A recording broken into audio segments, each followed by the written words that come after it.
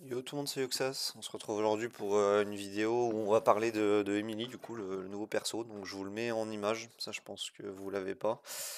Et donc normalement, pour ceux qui ont vu, qui sont qu'aujourd'hui ou qui ont le Discord, vous avez eu du coup la prochaine Rota poussière. Donc elle va être dans les poussières, c'est un nouveau héros. Et elle sera avec, donc pour ceux qui n'ont pas eu l'info, avec Thérèse et Darcy.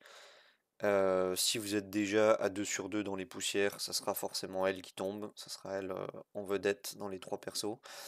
Donc Emily, Thérèse et Darcy. Voilà, la bannière commence à partir de jeudi 4 juillet.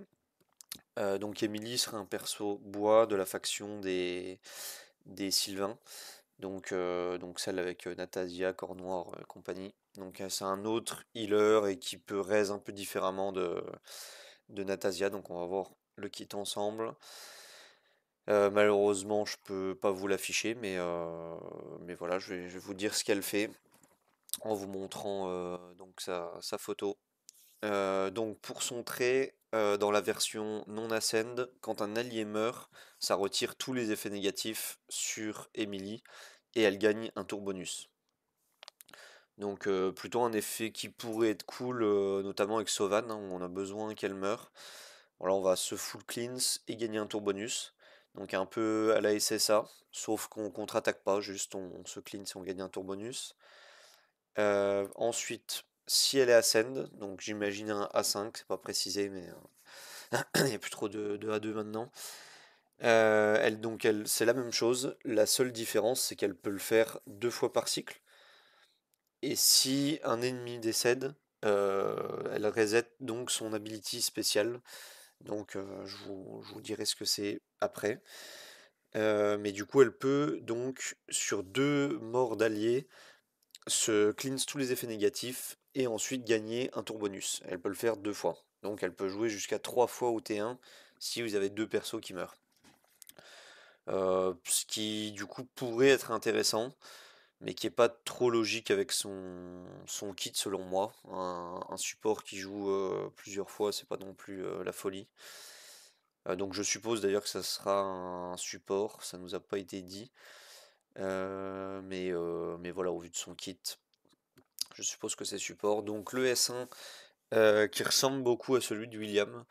Donc ça deal 130% de dommages à un ennemi et ça invoque un des alliés aléatoires pour faire une join attack, donc une attaque groupée. Donc c'est malheureusement comme William, ça va être full random. Ça va pas être le perso qui a le plus d'attaques comme Radiant Pixie ou d'autres qui sont bien mieux. Donc le côté un peu full random, c'est dommage. C'est dommage que ce soit pas le mob qui a le plus d'attaques. Ça aurait permis des combos, notamment avec Guan Yu, etc. Donc bon, pourquoi pas. On va pas jeter la pierre tout de suite au perso. Ensuite, son ability spéciale, donc qui, je rappelle, se reset si jamais un ennemi meurt lorsqu'elle est à 5.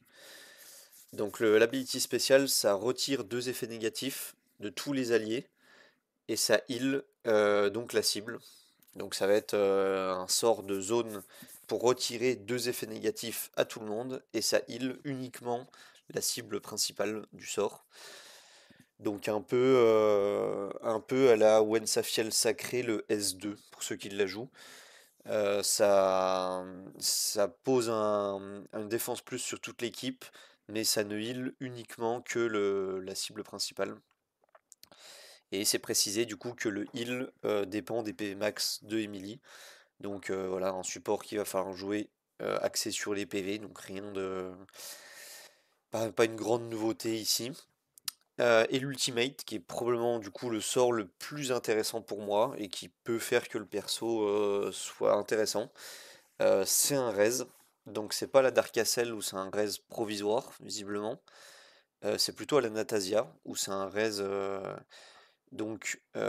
qui dure. Et l'avantage de ce raise là, c'est que du coup vous allez raise un seul allié, donc pas comme Natasia à tout le monde. Et en revanche, cet allié-là, vous allez lui appliquer invincible et immune pendant 2 tours. Donc on verra, je vais sûrement l'avoir demain le perso pour l'essayer. Enfin j'espère. On verra si c'est un invincible et un immune jaune donc qui ne se débuffent pas, ou si les effets se retirent et qu'on peut de nouveau tuer le personnage qui a été ressuscité.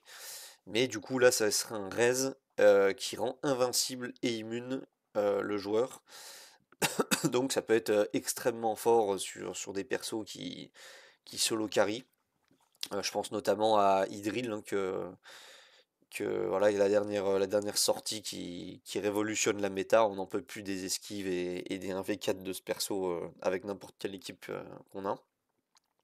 Mais là, imaginez, vous allez pouvoir raise votre Idril qui est du coup morte déjà par hasard parce qu'elle n'a pas full esquive. Et si elle est morte, vous allez la raise, plus la rendre invincible et immune. Donc elle pourra plus prendre les contrôles et plus prendre un seul dégât. Donc ça va être vraiment très très fort. Maintenant, faut voir si ça se débuff ou pas. Notamment, justement, il y a Idril dans la méta. Donc si vous jouez contre une Idril ennemie, le fait de raise, vous n'allez pas taper Idril. Donc elle va proc son S2 qui va du coup déjà taper la cible ressuscitée et lui retirer un buff. Donc invincible ou immune. Et voilà, on verra. Si c'est des buffs jaunes, en revanche, ça dure 2 tours. Donc vous êtes 2 tours vraiment immunisés aux dégâts et au contrôle. Donc sur un très gros DPS, ça peut faire une énorme différence. Et moi je pensais notamment en GVG, voilà, pour ne pas perdre des persos pour enchaîner sur une deuxième attaque. Ça peut être un bon outil. En plus de Dark Castle et de Natasia qui étaient déjà très bons dans cet exercice-là. Donc voilà pour Emily. Donc pour la partie GVG, je pense qu'elle peut être intéressante avec son S3 qui ressuscite, comme je l'ai dit. Le join attack du S1 est malheureusement aléatoire, donc voilà, tout ce qui est aléatoire, on sait que ça peut être incroyable comme vraiment très mauvais. Ensuite, le S2, donc ça retire 2 effets négatifs et ça soigne. Donc c'est le seul sort de soin du kit. Le soin se reset si vous avez le A5 dès que vous tuez un ennemi. Ça, je suis plutôt sceptique sur ce sort, mais on va voir. Peut-être la quantité de soins est astronomique et ça va me faire changer d'avis. Donc en gros, je trouve que le kit est plutôt bon, entre bon et très bon pour la GVG, hein. Le fait de pouvoir raise un allié et qu'il ne meurt pas, voilà, ça va être incroyable. Pour ce qui est des factions noires, donc elle est Sylvan, donc je trouve pas que ça soit forcément un apport d'avoir ce perso. Parce que bah, Idril peut solo jusqu'au 25 hein, quasiment. J'en ferai peut-être une vidéo si ça vous intéresse, dites-le dans les commentaires. Idril casse complètement la faction des Sylvanes, donc pas besoin d'Emily. En revanche, ceux qui n'ont pas forcément Idril ou qui ont des compos un peu plus bancales, Emily peut peut-être vous apporter genre une étoile en plus sur certains niveaux dans le fait qu'elle ressuscite un allié, qu'elle le rende invincible et immune. Maintenant, voilà, je trouve pas que ça soit un bon perso pour les factions noires. Et du coup, dernier contenu, la GVE. Pour la GVE, je trouve pas non plus qu'elle soit intéressante, hein. Elle a pas grand-chose qui nous intéresse. On n'a pas besoin de raise en GVE. On n'a pas spécialement besoin de heal et de cleanse. Et le random attack, c'est pas intéressant. On préfère des persos qui ne font pas de random attack où c'est garanti. Random join attack. Et pour ce qui est des donjons, donc vu qu'elle est bois, on peut oublier déjà le H. Ensuite, est-ce qu'elle pourrait nous servir en tulpa? Peut-être, peut-être, mais c'est assez niche, hein, faudrait espérer et imaginer Rez une cible, notamment bah, Mia flamboyante, il n'y a pas mieux qu'elle sur un tulpa, et qu'elle soit du coup invincible et immune, et que on a speed tune l'équipe de façon à ce que ça soit toujours Mia flamboyante qui prenne le maxi coup du tulpa qui one shot. Donc peut-être on tue le pas, mais c'est vraiment pas fou. Pour ce qui est de la Queen, en revanche, ça devrait être pas mal. Parce que ça cleanse le S2. J'imagine qu'il la faudra à 5 pour faire des S2 régulièrement, avant que le timing S2 tombe à peu près comme la prison d'eau de la Queen. Mais le problème, c'est qu'elle heal qu'en mono-cible. Donc il va falloir à côté un Badmar ou quelque chose d'autre pour aider aux soins. Donc pas trop convaincu sur la Queen malgré qu'elle soit bois. Mais peut-être ça va ouvrir d'autres compositions. Pour la Witch, bah, c'est une très forte chance que non, hein. Ça va être un support qui a une base PV vraiment lente. Donc ça va être dur d'avoir les 280 de speed. Et encore, là encore, on a besoin, en fait, toute sa synergie repose sur le fait qu'on a un allié qui meurt avec son trait pour avoir un tour bonus et son ulti pour reste du coup l'allié qui est mort.